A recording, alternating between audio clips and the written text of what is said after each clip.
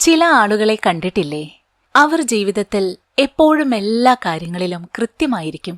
രാവിലെ നേരത്തെ ഉണരും, വർക്കൗട്ട് ചെയ്യും, കൃത്യസമയത്ത് ഉറങ്ങും. അങ്ങനെ റൂട്ടീൻസ് ഒക്കെ എപ്പോഴും കൃത്യമായിരിക്കും അവരുടെ. അത്തരക്കാർ ജീവിതത്തിൽ പല അച്ചീവ്മെന്റ്സുകളും ഉണ്ടാക്കുകയും ചെയ്യും. അവരുടെ ഗോൾസ് എല്ലാം സഫലമാക്കാൻ എളുപ്പം സാധിക്കുന്നു.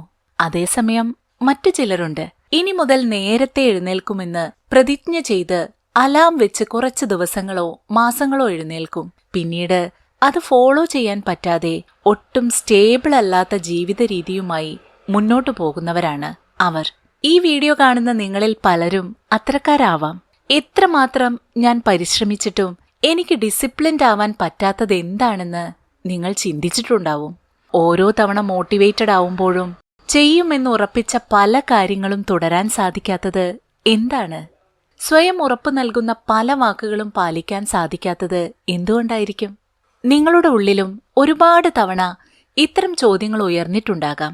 പല വലിയ കാര്യങ്ങളും ചെയ്യാനുള്ള ഊർജം ഉള്ളിലുണ്ടെങ്കിലും ഏതോ ഒരു അദൃശ്യ ശക്തി പിന്നിലേക്ക് വലിക്കുന്ന പോലെ ഒരു തോന്നൽ. ഡിസിപ്ലിൻഡ് ആവാൻ ശ്രമിക്കും തോറും ബൂമറാങ് പോലെ അവനവന്റെ കംഫർട്ട് സോണിൽ തിരികെ എത്തുന്ന അവസ്ഥ. ഇതൊക്കെ എന്തുകൊണ്ടായിരിക്കാം? അതിനെല്ലാം കാരണം നിങ്ങൾ ഒട്ടും ഡിസിപ്ലിൻഡ് ആവാത്തതാണ്. ഇവയെ മറികടന്ന് എങ്ങനെ ഡിസിപ്ലിൻഡ് ആകാം എന്നാണ് ഓഡിയോപീഡിയ ഇന്ന് പറഞ്ഞു തരുന്നത്. സോ ഫ്രണ്ട്സ്, ഇന്ന് ഞാൻ പരിചയപ്പെടുത്തുന്ന പുസ്തകം ഹൗ ടു ബി ഡിസിപ്ലിൻഡ് എന്നതാണ്. ഡിസിപ്ലിൻഡ് ആകുന്നവരും അല്ലാത്തവരും തമ്മിലുള്ള പ്രധാന വ്യത്യാസം എന്താണെന്നറിയാമോ? ഡിസിപ്ലിൻഡ് ആയവർ ഡിസിപ്ലിനെ ലിമിറ്റേഷൻ ആയല്ല കരുതുന്നത്, അവർ ഫ്രീഡമായാണ് കരുതുന്നത്. ആ ചിന്തയാണ് ഇവിടെ ഇരു കൂട്ടരെയും വ്യത്യസ്തരാക്കുന്നത്. ഡിസിപ്ലിൻഡ് അല്ലാത്തവരെങ്ങനെയാ ചിന്തിക്കുന്നത്? അവരെപ്പോഴും സ്വയം നിയന്ത്രിച്ച് നിർത്തുന്നതാണ് ഡിസിപ്ലിൻ എന്ന ക്വാളിറ്റി എന്നാണ് കരുതുക. ഒന്നിലും ഉത്തരവാദിത്വം ഏറ്റെടുക്കാതെ തോന്നുംപടിയുള്ള ജീവിതം, അതാണ് ഒട്ടും ഡിസിപ്ലിൻഡ് അല്ലാത്തവരുടെ ജീവിതം. അതേസമയം ഒരു ക്വാളിറ്റി ലൈഫ് നയിക്കാൻ, എനർജറ്റിക് ആയിരിക്കാൻ ഡിസിപ്ലിൻഡ് ആയാൽ സാധിക്കുമെന്ന തിരിച്ചറിവാണ് ഡിസിപ്ലിൻഡ് ആയവർക്കുള്ളത്. അവരത് അനുഭവിച്ചറിഞ്ഞതാണ്. അതുകൊണ്ട് ഒരിക്കലും അവർ അതിൽ നിന്ന് വ്യതിചലിക്കാറില്ല. ലൈഫ് ലോങ് ആ ഡിസിപ്ലിൻ കാത്തു സൂക്ഷിക്കാൻ അവർ ശ്രമിച്ചുകൊണ്ടേയിരിക്കും. അതുതന്നെയാണ് അവരെ സക്സസ്ഫുൾ ആക്കുന്നതും. ഡിസിപ്ലിൻഡ് ആവുക എന്ന് പറയുന്നത് നിങ്ങൾ ഉള്ളിൽ കാണുന്ന സ്വപ്നത്തെ, ഇമാജിനേഷനെ റിയാലിറ്റി ആക്കുന്ന ഒന്നാണ്. അതിലേക്കുള്ള എളുപ്പ വഴിയാണ് discipline. So friends, how to be disciplined എന്ന ബുക്ക് സമ്മറി ജീവിതത്തിൽ ഡിസിപ്ലിൻഡ് ആകാൻ ആഗ്രഹിക്കുന്ന, പലതവണ ശ്രമിച്ചിട്ടും പരാജയപ്പെട്ട ആളുകൾക്ക് വേണ്ടിയുള്ളതാണ്. നിങ്ങൾ ശരിക്കും ഡിസിപ്ലിൻഡ് ആകാൻ ആഗ്രഹിക്കുന്നുണ്ടെങ്കിൽ, ഇമാജിനേഷൻ റിയൽ ആക്കി മാറ്റാൻ ആഗ്രഹിക്കുന്നുണ്ടെങ്കിൽ, ഇത്രകാലം ജീവിച്ചത് പോരാ, ഇനി മുന്നോട്ട് കുറച്ചുകൂടി നന്നായി ആരോഗ്യം ശ്രദ്ധിച്ച് കരിയറിൽ ഉന്നത വിജയങ്ങൾ നേടി നല്ലൊരു സക്സസ്ഫുൾ ലൈഫ് നയിക്കണമെന്ന് നിങ്ങൾ ആത്മാർത്ഥമായി ആഗ്രഹിക്കുന്നുണ്ടെങ്കിൽ ഈ വീഡിയോ മുഴുവനായി കാണാൻ ശ്രമിക്കുക. So let's start the book summary of how to be disciplined. Discipline ഒരു ടാലന്റോ ഗോഡ് ഗിഫ്റ്റഡ് ആയ കാര്യമോ ഒന്നുമല്ല. എന്നിട്ടും ചിലർക്ക് എങ്ങനെയാണ് കൺസിസ്റ്റന്റ് ആയി ഒരു ഡിസ്ട്രാക്ഷൻസുമില്ലാതെ ഫോക്കസ്ഡ് ആയി കാര്യങ്ങൾ ചെയ്യാൻ സാധിക്കുന്നത്? എന്നും അവർക്ക് ഡിസിപ്ലിൻഡ് ആയി നിലനിൽക്കാൻ സാധിക്കുന്നത് എന്തുകൊണ്ടായിരിക്കും? അതിന് കാരണം അവരുടെ തിരിച്ചറിവാണ്. സ്വന്തം സമയത്തിനും ആരോഗ്യത്തിനും അവനവന് തന്നെയും വലിയ വിലയുണ്ടെന്ന തിരിച്ചറിവ്. ഡിസിപ്ലിൻഡ് ആവുക എന്ന് പറഞ്ഞാൽ നമ്മൾ സ്വയം കൊടുക്കുന്ന പ്രോമിസ് ആണ്. ഉത്തരവാദിത്വത്തോടെ ജീവിക്കാനുള്ള പ്രോമിസ്. നിങ്ങളുടെ ആഗ്രഹങ്ങളിലേക്കും സ്വപ്നങ്ങളിലേക്കും നിങ്ങളെ എത്തിക്കുന്ന ശക്തി കൂടിയാണ് discipline. How to be disciplined എന്ന ഈ ബുക്ക് സമ്മറിയിൽ നമ്മൾ അറിയുന്നത് ഒരുപാട് വലിയ വലിയ തിയറീസ് ഒന്നുമല്ല, കുറച്ച് സ്ട്രാറ്റജീസ് ആണ്. ഏതൊരു സാധാരണക്കാരനും എളുപ്പം ജീവിതത്തിൽ അപ്ലൈ ചെയ്യാൻ പറ്റുന്ന സ്ട്രാറ്റജീസ്. നമുക്ക് ഇൻവിസിബിൾ ആയ ഒരുപാട് ഹാബിറ്റ്സ് ഉണ്ടായിരിക്കും, നല്ലതും ചീത്തയുമായവ. അതേപോലെ തന്നെ ജീവിതത്തിൽ കൊണ്ടു നടക്കേണ്ട നല്ല ശീലങ്ങൾ, നിർബന്ധമായി വേണ്ട ചില ശീലങ്ങൾ അതില്ലാത്തവരും ഉണ്ടായിരിക്കാം. അത്തരം ഇൻവിസിബിൾ ഹാബിറ്റ്സ് നമ്മുടെ ഡെയിലി ലൈഫിൽ അൺനോട്ടീസ്ഡ് ആയിട്ടായിരിക്കും ഇരിക്കുക, ഒട്ടും ശ്രദ്ധിക്കപ്പെടാതെ. പക്ഷേ ആ ഇൻവിസിബിൾ ഹാബിറ്റ്സ് ആണ് നിങ്ങളുടെ ജീവിതം മാറ്റിമറിക്കുക. ഡെയിലി ചെയ്യുന്ന ചില കാര്യങ്ങളിൽ മാറ്റം വരുത്തിയാൽ തന്നെ നിങ്ങൾക്ക് ഡിസിപ്ലിൻ ആവാൻ സാധിക്കും. എങ്ങനെ ഡിസിപ്ലിൻഡ് ആകാം, എങ്ങനെ ഡിസിപ്ലിൻ ജീവിതകാലം മുഴുവൻ നിലനിർത്തി കൊണ്ടുപോകാം എന്നെല്ലാം നമുക്ക് മനസ്സിലാക്കാം. ഈ വീഡിയോ ചിലപ്പോൾ നിങ്ങളുടെ ജീവിതത്തിന്റെ മാറ്റത്തിനുള്ള ഒരു തുടക്കമാകാം. സോ സ്കിപ്പ് ചെയ്യാതെ കാണാൻ ശ്രമിക്കുക.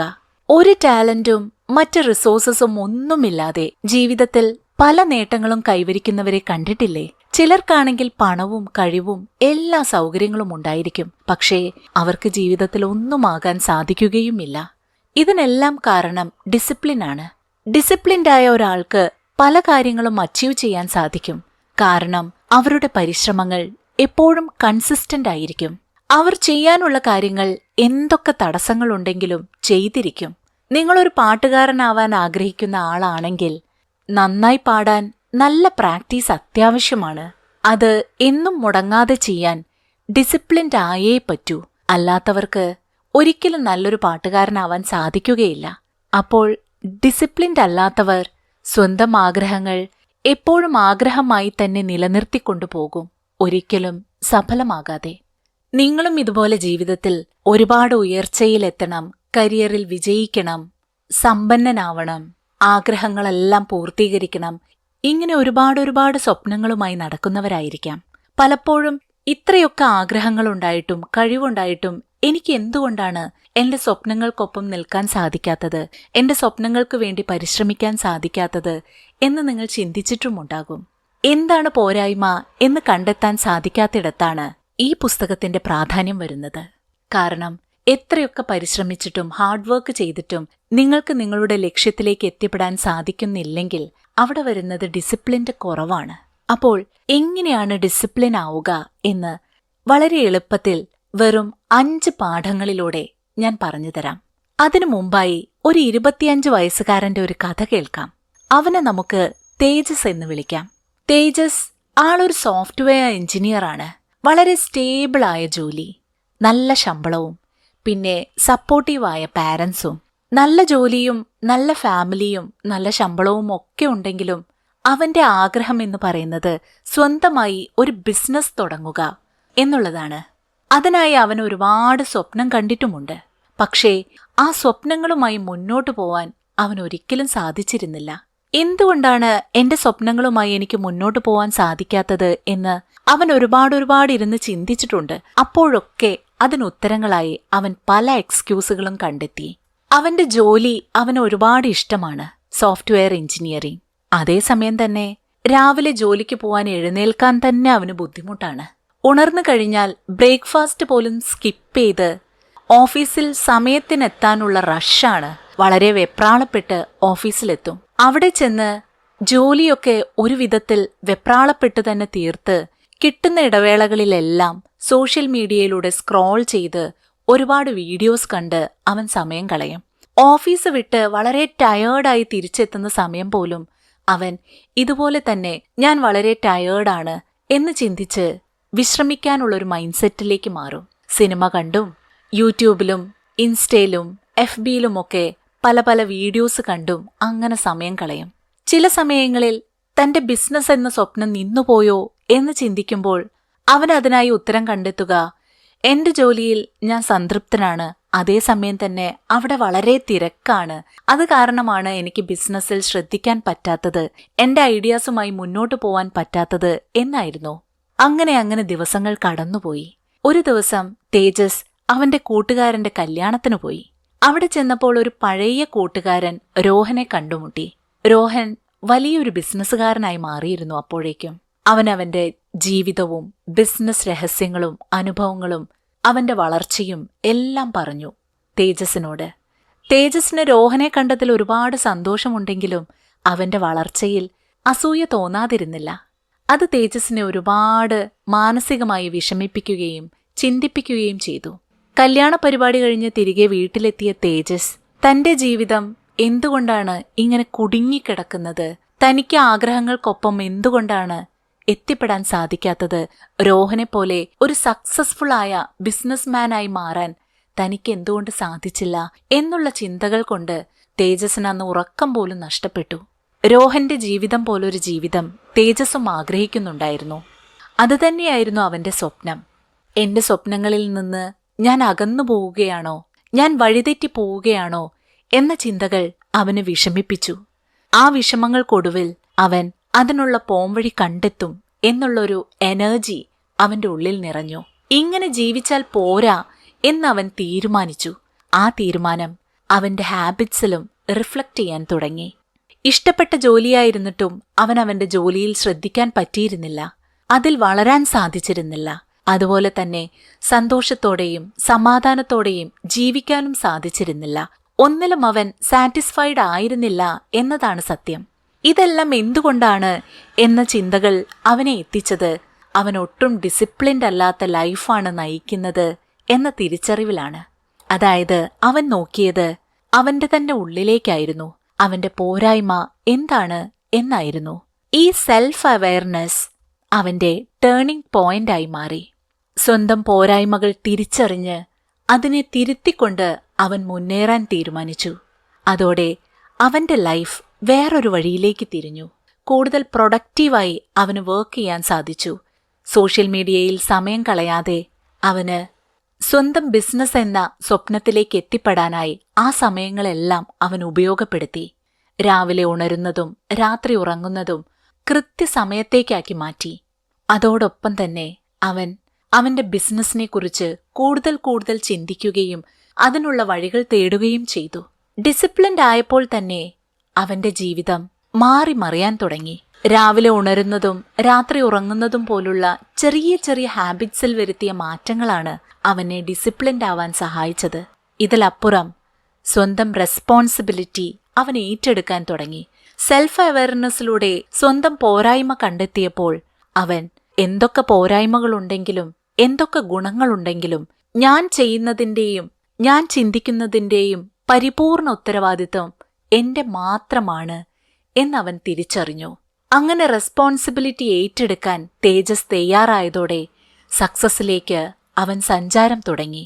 മറ്റുള്ളവരെയും സാഹചര്യങ്ങളെയും കുറ്റപ്പെടുത്തുന്നത് വളരെ കംഫർട്ടിംഗ് ആയി ചിലപ്പോൾ എല്ലാവർക്കും തോന്നാം. പക്ഷേ അത് നിങ്ങളുടെ ലൈഫിനെ സ്റ്റക്കാക്കി വെക്കും. ഒരു വളർച്ചയുമില്ലാത്ത അവസ്ഥയിലാക്കി മാറ്റും. തേജസിന് മനസ്സിലായത് അവന്റെ ഫ്യൂച്ചർ ഇരിക്കുന്നത് ആക്ഷൻസിലാണ്, അല്ലാതെ എക്സ്ക്യൂസസിലല്ല എന്നാണ്. അതിനാൽ അവൻ എല്ലാ രാത്രിയും ജേർണലിംഗ് തുടങ്ങി, ഡയറി എഴുതൽ. അതവനിൽ ഒരുപാട് ഇംപ്രൂവ്മെന്റ് ഉണ്ടാക്കി.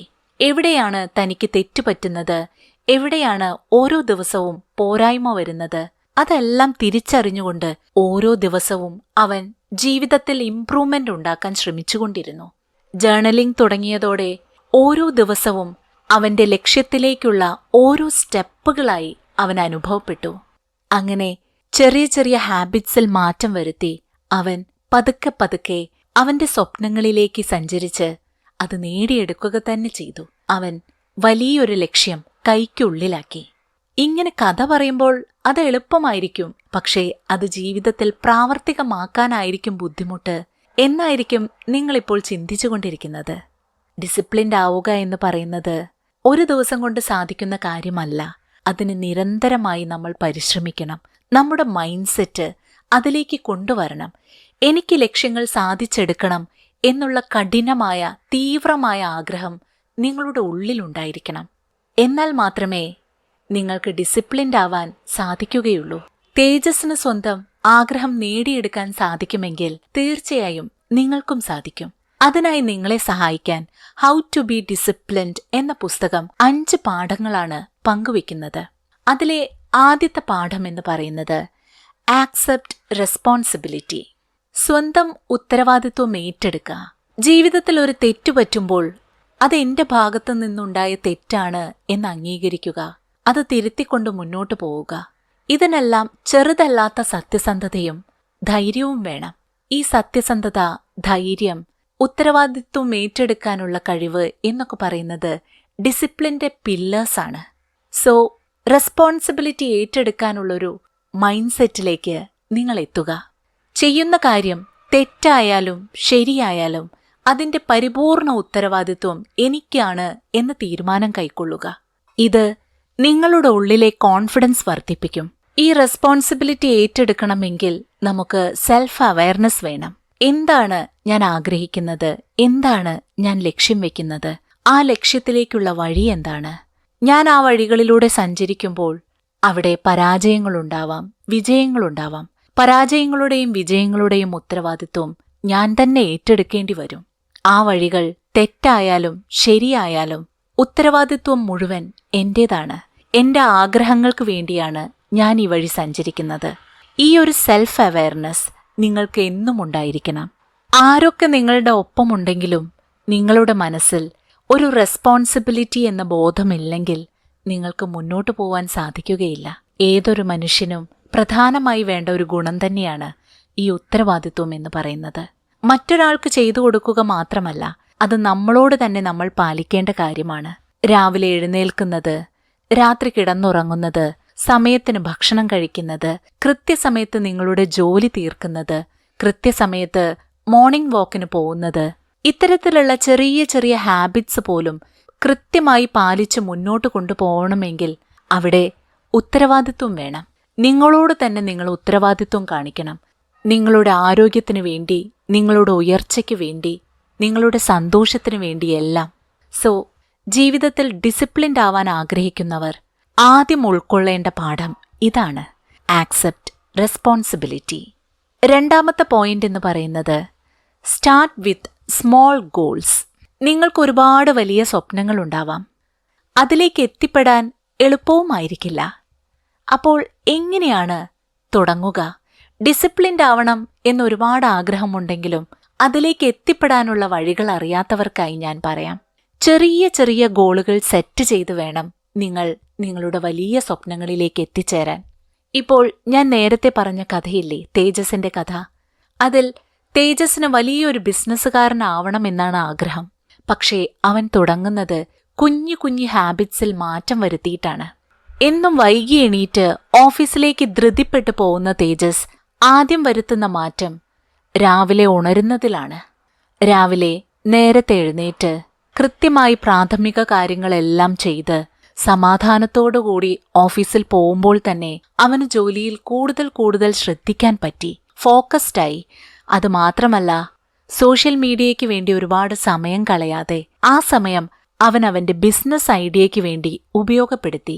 ഓഫീസ് കഴിഞ്ഞ് തിരികെ വരുന്ന സമയവും ഇതുപോലെ തന്നെ ആരോഗ്യം ശ്രദ്ധിക്കാനും മനസ്സിനെ ശാന്തമാക്കുന്നതിനുള്ള മെഡിറ്റേഷൻ ചെയ്യാനും അതുപോലെ തന്നെ നല്ലൊരു പുസ്തകം വായിക്കാനും എല്ലാം അവൻ ഉപയോഗപ്പെടുത്തി. അതോടെ അവൻ വളരെ പോസിറ്റീവായി മാറി. ഇത്തരത്തിൽ നിങ്ങൾ തന്നെ നിങ്ങളുടെ ജീവിതത്തിൽ ചെറിയ മാറ്റങ്ങൾ കൊണ്ടുവരിക. ഹാബിറ്റ്സിൽ ഇന്ന് ഞാൻ രാവിലെ ഇത്ര മണിക്ക് ഉണരും, ഈ സമയത്ത് ഭക്ഷണം കഴിക്കും, ഇന്ന് ഞാൻ ഇത്രയും ജോലികൾ ചെയ്തു തീർക്കും, ഇത്ര സമയം മെഡിറ്റേഷൻ ചെയ്യും, അതുപോലെ തന്നെ 15 മിനിറ്റ് പുസ്തകം വായിക്കും. ഇങ്ങനെ ചെറിയ ചെറിയ ഗോൾസ് ഉണ്ടാക്കി ഓരോ ദിവസവും അത് അച്ചീവ് ചെയ്യാൻ ശ്രമിക്കുക. നിങ്ങൾ ആഗ്രഹിക്കുന്ന, നിങ്ങൾ ചെയ്യാൻ പ്ലാൻ ചെയ്തിരിക്കുന്ന കാര്യങ്ങൾ ഓരോ ദിവസവും ചെയ്ത് ഫുൾഫിൽ ചെയ്യുമ്പോൾ അതിൽ നിന്ന് നിങ്ങൾക്കുണ്ടാവുന്ന കോൺഫിഡൻസും എനർജിയും വളരെ വലുതാണ്. ഇത് പറയുമ്പോൾ ചിലപ്പോൾ നിസ്സാരമാണെന്ന് തോന്നാം. പക്ഷെ അത് ചെയ്തു കഴിയുമ്പോൾ നിങ്ങൾക്ക് കിട്ടുന്ന പോസിറ്റീവ് എനർജി, പോസിറ്റീവ് ഫീലിംഗ്, അത് നിങ്ങളെ നിങ്ങളുടെ സ്വപ്നങ്ങളിലേക്ക് അടുപ്പിക്കും. അതിനാൽ സ്റ്റാർട്ട് വിത്ത് സ്മോൾ ഗോൾസ്. ചെറിയ ചെറിയ ഗോളുകളിലൂടെ വലിയ സ്വപ്നങ്ങളിലേക്ക് എത്തിപ്പെടുക. മൂന്നാമത്തെ പാഠം എന്ന് പറയുന്നത് ഡിസിപ്ലിൻ ഓവർ മോട്ടിവേഷൻ. മോട്ടിവേറ്റഡ് ആയിരിക്കുന്നതാണോ ഡിസിപ്ലിൻഡ് ആയിരിക്കുന്നതാണോ നല്ലത്? എല്ലാവരും മോട്ടിവേഷന്റെ പിന്നാലെയാണ്. ഒരു വീഡിയോ കണ്ട് മോട്ടിവേറ്റഡ് ആവാൻ ശ്രമിക്കും. ചില ആളുകളുടെ സംസാരം കേട്ട് മോട്ടിവേറ്റഡ് ആവാൻ ശ്രമിക്കും. ചില ആളുകൾ പുസ്തകം വായിച്ച് മോട്ടിവേറ്റഡ് ആവാൻ ശ്രമിക്കും.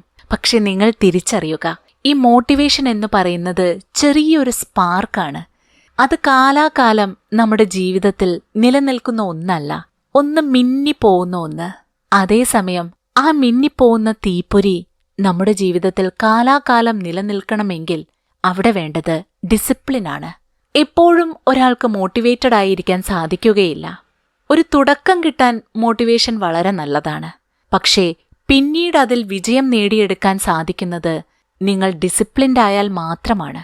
ഉദാഹരണത്തിന് PSC പരീക്ഷയ്ക്ക് പഠിക്കുന്ന ഒരു വിദ്യാർത്ഥി, അവൻ ഏതെങ്കിലും കുട്ടികളുടെ വിജയമോ അല്ലെങ്കിൽ ഏതെങ്കിലും ടീച്ചർമാരുടെ ക്ലാസ്സോ കണ്ടിട്ടാവാം PSC ഒന്ന് ട്രൈ ചെയ്ത് നോക്കാം എന്നുള്ള രീതിയിൽ ഇറങ്ങിത്തിരിക്കുന്നത്, അവിടെ മോട്ടിവേറ്റഡ് ആവുന്നത്. പക്ഷേ ഒരു PSC പരീക്ഷ എഴുതി ജയിക്കുക എന്ന് പറയുന്നത് വലിയൊരു ടാസ്ക്കാണ്. ഒരുപാട് പഠിക്കാനുണ്ട്. സിസ്റ്റമാറ്റിക്കായ പഠനത്തിലൂടെ മാത്രമേ വിജയിക്കാൻ സാധിക്കുകയുള്ളൂ. അപ്പോൾ തുടക്കത്തിലെ മോട്ടിവേഷൻ ഈ ഹാർഡ് വർക്കിന്റെ ഇടയിൽ പതുക്കെ നഷ്ടപ്പെട്ടു പോവും. നഷ്ടപ്പെടുമ്പോഴെന്ത് സംഭവിക്കും? PSC പരീക്ഷ എഴുതി സർക്കാർ ജോലി നേടുക എന്നുള്ള ആഗ്രഹം സഫലമാകാതെ കിടക്കും. മോട്ടിവേറ്റഡ് ആയിക്കഴിഞ്ഞാൽ അവിടെ വേണ്ടത് ഡിസിപ്ലിനാണ്.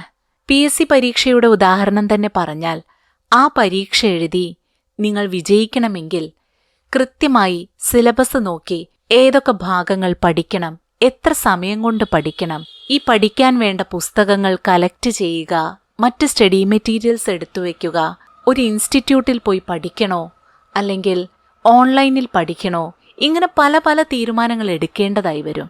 ഈ തീരുമാനങ്ങളിലൂടെ ഓരോ ദിവസവും ചെയ്തു തീർക്കേണ്ട കാര്യങ്ങളും പ്ലാൻ ചെയ്യേണ്ടി വരും.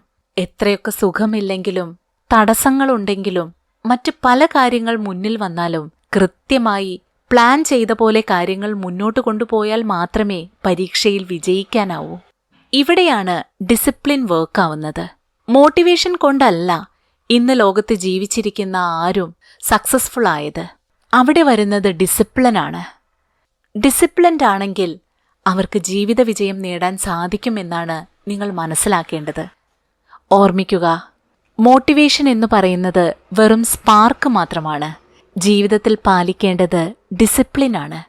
നിങ്ങൾ വെയ്റ്റ് ലോസ് ചെയ്യാൻ ആഗ്രഹിക്കുന്ന ആളാണെങ്കിൽ എല്ലാ ദിവസവും കൃത്യമായി എക്സസൈസ് ചെയ്യുകയും ഡയറ്റ് ചെയ്യുകയും ചെയ്താൽ മാത്രമേ നിങ്ങൾക്ക് ആഗ്രഹിക്കുന്ന വെയ്റ്റിലേക്ക് എത്തിച്ചേരാൻ സാധിക്കുകയുള്ളൂ.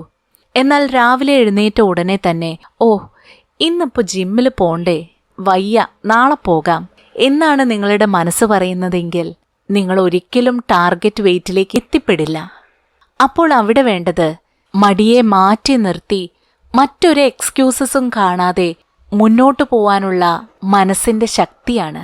അത്തരമൊരു ശക്തി ഉണ്ടാക്കിയെടുക്കാനായി നിങ്ങൾക്ക് മുൻകൂട്ടി തന്നെ നിങ്ങളുടെ ദിവസങ്ങൾ പ്ലാൻ ചെയ്യാം. ഈ ദിവസം ഇത്ര മണിക്ക് എഴുന്നേറ്റാൽ കൃത്യമായി ജിമ്മിൽ പോവണം എന്ന് മനസ്സിൽ തീരുമാനമെടുക്കുക. ആ തീരുമാനം കൃത്യമായി പാലിച്ചു പോവാൻ പരിശ്രമിക്കുക. ഈ മുൻകൂട്ടിയുള്ള പ്ലാനിംഗ് കൃത്യമായി അത് പാലിക്കാൻ നിങ്ങളെ സഹായിക്കും. 4ാമത്തെ പാഠം എന്ന് പറയുന്നത് പ്രയോറിറ്റൈസ് വാട്ട് ട്രൂലി മാറ്റേഴ്സ്. നമുക്കൊരു ദിവസം നമ്മൾ ഓൾറെഡി പ്ലാൻ ചെയ്ത കുറേ കാര്യങ്ങളുണ്ടായിരിക്കും.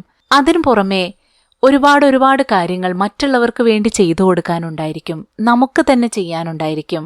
ഇതിനിടെ ചിലപ്പോൾ സിനിമ കാണാനും റീൽസ് കാണാനും പുസ്തകം വായിക്കാനും അങ്ങനെ മറ്റ് പല കാര്യങ്ങൾ ചെയ്യാനും ആഗ്രഹം തോന്നും. അപ്പോഴെന്ത് സംഭവിക്കും? നമ്മൾ പ്രധാനമായി ചെയ്യേണ്ട കാര്യം അവിടെ കിടക്കും. അതല്ലെങ്കിൽ അത് പൂർത്തിയാവാതെ നീണ്ടു പോയിക്കൊണ്ടിരിക്കും. അപ്പോൾ ആദ്യം ചെയ്യേണ്ട കാര്യം നിങ്ങൾക്ക് ചെയ്യാനുള്ള കാര്യങ്ങളിൽ പ്രയോറിറ്റി ഏതിനാണ് എന്ന് മനസ്സിലാക്കുക.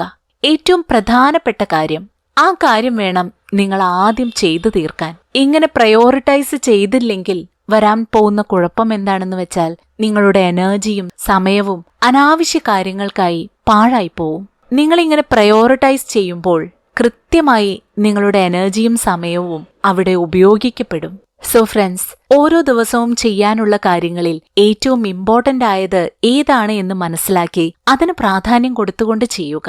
അത് തീർച്ചയായും നിങ്ങളുടെ ജോലിയിലും നിങ്ങളുടെ കരിയറിലും നിങ്ങളെ ഒരുപാട് സഹായിക്കും. ഹൗ ടു ബി ഡിസിപ്ലിൻഡ് എന്ന പുസ്തകം പങ്കുവയ്ക്കുന്ന 5ാമത്തെ പാഠം discipline is a lifelong journey എന്നതാണ്.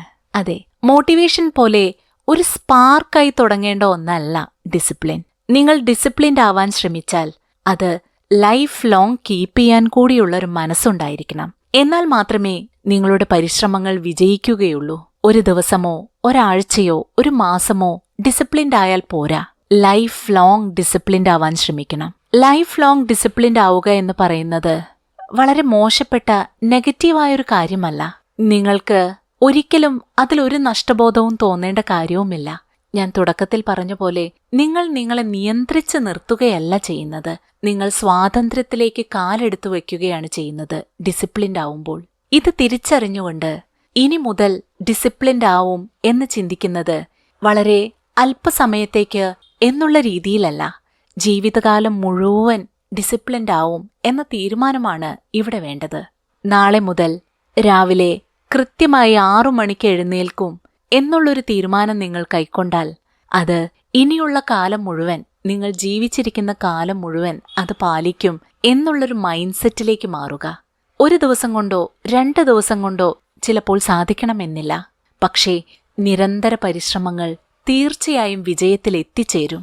നേരത്തെ ഞാൻ പറഞ്ഞ പോലെ ഇൻവിസിബിൾ ആയിട്ടുള്ള ഹാബിറ്റ്സ് ആണ് രാവിലെ ഉണരുന്നതും കൃത്യമായി കാര്യങ്ങൾ ചെയ്യുന്നതും രാത്രി ഉറങ്ങുന്നതും നിങ്ങളുടെ ആഗ്രഹങ്ങളും സ്വപ്നങ്ങളും ഓരോ ദിവസത്തെ വിശേഷങ്ങളും ജേർണലിംഗ് ചെയ്യുന്നതുമെല്ലാം. പക്ഷെ ഇവയെല്ലാം നിങ്ങളെ ഒരുപാട് മുന്നോട്ട് നടത്തിക്കും. നിങ്ങളെക്കുറിച്ച് കൂടുതൽ അവയർനെസ് ഉണ്ടാക്കിത്തരും. നിങ്ങളുടെ ആഗ്രഹങ്ങൾ എന്താണ്, ലക്ഷ്യം എന്താണ്, അതിലേക്ക് എങ്ങനെ എത്തിപ്പെടണം എന്നുള്ളൊരു ബോധ്യം നിങ്ങൾക്കുണ്ടാക്കിത്തരും. അതിനാൽ രാവിലെ കൃത്യസമയത്ത് ഉണർന്ന് കൃത്യമായി പ്രയോറിറ്റൈസ് ചെയ്ത് മുൻഗണനാക്രമത്തിൽ ഏറ്റവും പ്രധാനപ്പെട്ട ജോലികൾ തീർത്ത് ശേഷം നിങ്ങളുടെ സ്വപ്നങ്ങൾക്ക് വേണ്ടി കൂടി സമയം കണ്ടെത്തി പുസ്തകം വായിക്കാനും ഇഷ്ടപ്പെട്ട കാര്യങ്ങൾ ചെയ്യാനും ഒക്കെ ഒരു ദിവസത്തെ 24 മണിക്കൂർ നിങ്ങൾ പ്ലാൻ ചെയ്യുക. പ്രൊക്രാസ്റ്റിനേഷൻ, അതായത് എന്തും തുടങ്ങാനുള്ളൊരു മടി, എക്സ്ക്യൂസസ്, ഫ്രസ്ട്രേഷൻസ്, ഇങ്ങനെ പലതിൻ്റെയും ഉള്ളിൽ കിടന്ന് എങ്ങോട്ട് പോകണമെന്നും എങ്ങനെ ആഗ്രഹത്തിൽ എത്തിച്ചേരണമെന്നും വഴിയറിയാതെ നിൽക്കുന്ന ഒരാളാണോ നിങ്ങൾ? അപ്പോൾ തീർച്ചയായും ഈ പുസ്തകത്തിൽ പറഞ്ഞിരിക്കുന്ന 5 ലെസൺസ് അത് ജീവിതത്തിൽ അഡോപ്റ്റ് ചെയ്യാൻ ശ്രമിക്കുക. ഒരിക്കൽ കൂടി ആ 5 ലെസൺസ് ഞാൻ ഓർമ്മപ്പെടുത്താം. Lesson 1, accept responsibility. Lesson 2, start with small goals. Lesson 3, discipline over motivation. Lesson 4, prioritise what truly matters. Lesson 5, discipline is a lifelong journey. അതെ, ഈ പാഠങ്ങളെല്ലാം ഉൾക്കൊണ്ട് നിങ്ങൾ മുന്നോട്ടു പോവാൻ ശ്രമിക്കുക. തീർച്ചയായും നിങ്ങൾക്ക് ഡിസിപ്ലിൻ ആവാനും ജീവിത വിജയം നേടാനും സാധിക്കും.